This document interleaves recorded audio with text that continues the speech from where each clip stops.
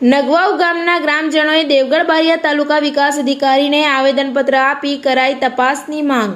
દેવગઢ બારિયા તાલુકાના નગવાવ ગ્રામ પંચાયતમાં થયેલ ભ્રષ્ટાચારની તપાસ માટે કરાઈ રજૂઆત। દેવગઢ બારિયા તાલુકાના નગવાવ ગ્રામ પંચાયતના વિકાસના કામોમાં થયેલા ભ્રષ્ટાચારની તપાસ કરાવવા ગ્રામજનોની ભારે માંગ સાથે આવેદનપત્ર આપી કરાઈ રજૂઆત, જેમાં ગ્રામજનો દ્વારા જણાવવામાં આવ્યું કે નગવાવ ગ્રામ પંચાયત નાના પંચના કામોમાં થયેલ ભ્રષ્ટાચાર જેવા કે ગ્રામ પંચાયતના મકાન પર પેવર બ્લોકનું કામ એસ્ટિમેટ મુજબ નથી, તેના તમામ નાણાં ઉપડી ગયેલ છે। ગ્રામ પંચાયતના કોર્ટનું બાંધકામ પણ એસ્ટિમેટ પ્રમાણે નથી થયેલ, તેના પણ તમામ નાણાં ઉપડી ગયેલ છે। આ તમામ કામોમાં નાના પંચની ગ્રાન્ટ અને NRGના કામો એક જ કામમાં લીધેલ છે। સાથે સ્ટોન બંધના કામોની વિગતો જણાવી અને 2021 થી 2025 સુધીની નાણા પંચની ગ્રાન્ટ ક્યાં વાપરી અને કયા કામમાં વાપરી તે બાબતની ગ્રામજનોને જાણ જ નથી, જેથી આ નાણા પંચની ગ્રાન્ટનો હિસાબ વિગતવાર અને એકાઉન્ટ અને બેંકના ખાતા નંબર સાથે અમને જણાવવાનો હક છે। આ તમામ મુદ્દાઓ વિશે તપાસ કરી યોગ્ય ન્યાય માટે દેવગઢ બારિયા તાલુકા વિકાસ અધિકારી નાઓને આવેદનપત્ર આપી કરાઈ રજૂઆત। TV 18 ન્યૂઝ નેટવર્ક સાથે રિપોર્ટર ઇમરાન શેખ, દેવગઢ બારિયા।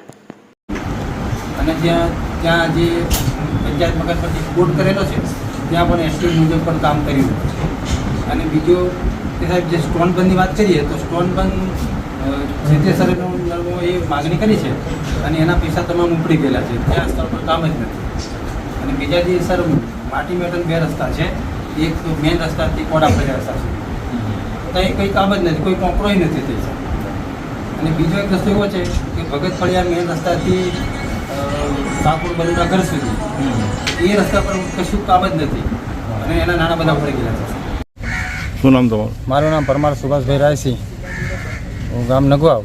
હવે સર હું એમ કહેવા છું કે હું નગવાવ ગ્રામ પંચાયતનો વીસી છું અને અમારા નગવાવ ગ્રામ પંચાયતમાં સરપંચે મોટા પાયે ભ્રષ્ટાચાર કરેલો છે અને જે પંચાયત મકાન પર જે પેવર બ્લોકનું કામ કરેલું છે એ એસ્ટિમેટ મુજબ કરેલું નથી અને જે કોર્ટનું કામ કરેલું છે એ પણ એસ્ટિમેટ મુજબ નથી સર। અને જે માટી મેટલ રસ્તા કરેલા છે ત્યાં કોઈ રસ્તાનું કામ જ નથી। જે સ્ટોન બંધનું કામ લીધેલ છે એમાં સાહેબ સ્ટોન બંધના બધા જ પૈસા ઉપડી ગયેલા છે, ત્યાં તે સર્વે નંબરમાં કશું કામ છે જ નહીં। અને બીજી બાબત કે સાહેબ અમને સમાજ વિરોધ બહુ ઝઘડા કરાવ્યા છે અને હારેલી પાર્ટીને કોઈ કામ નથી આપ્યું, એટલે અમને બહુ અન્યાય થાય છે।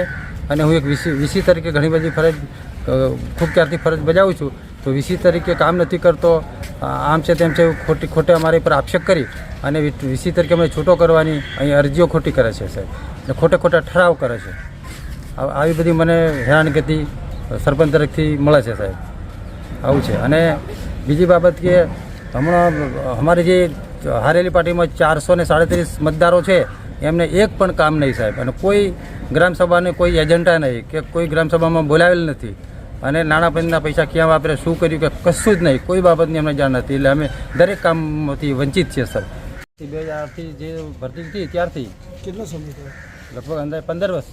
15 વર્ષ હાજી, નોકરી કરો? હા। અને તમારું કાર્ય શું?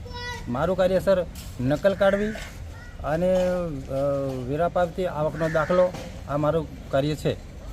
અને એ આપ હમણાં ક્યાં કરો છો સાહેબ? એ ખરેખર તો પંચાયતમાં જ કરવાનું આવે છે, પણ પંચાયતમાં કોમ્પ્યુટરની વ્યવસ્થા નથી, કોમ્પ્યુટર હોલનું નથી। સરપંચને ઘણા વખત સૂચના ટીઓ સાહેબે કરી, તેમ છતાં એ વ્યવસ્થા કરી નથી, એટલે હું અત્યારે મારું પોતાના કોમ્પ્યુટરથી લોકોનું કામ કરી આપું છું સર।